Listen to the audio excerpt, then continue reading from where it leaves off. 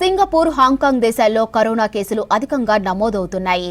China, థాయిలాండ్లోనూ కేసులు అంతకంతకు పెరుగుతున్నాయి. భారత్లోని పలు రాష్ట్రాల్లోనూ కేసులు నమోదవుతున్నాయి.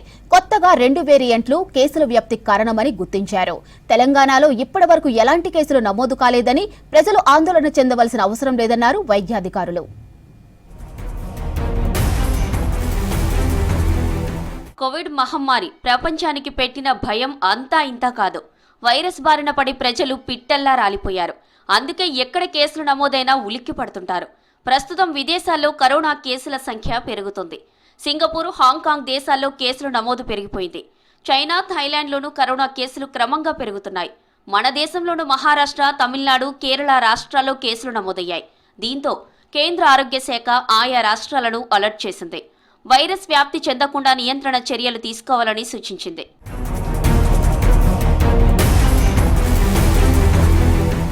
ఆసియా దేశాల్లోనే ప్రస్తుతం కేసులు నమోదవుతున్నాయి.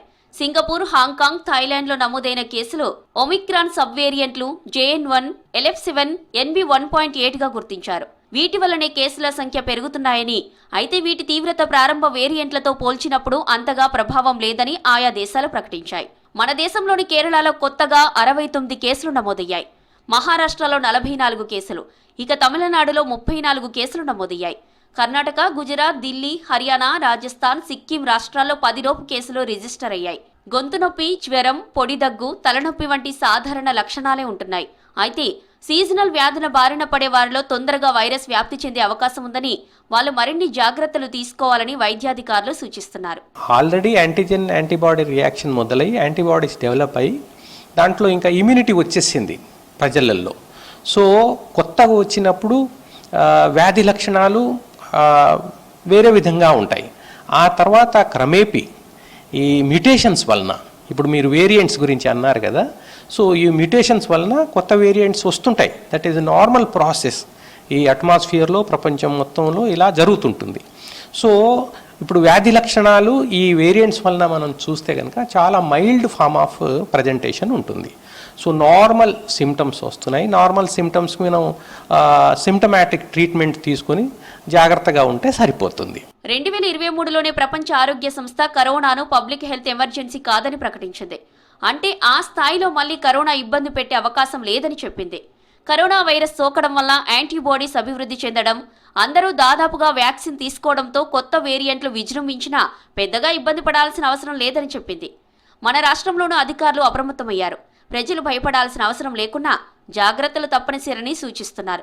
ఫ్లూ లక్షణాలున్న వారు పరీక్షలు చేయించుకోవడం మంచిదని తెలిపారు.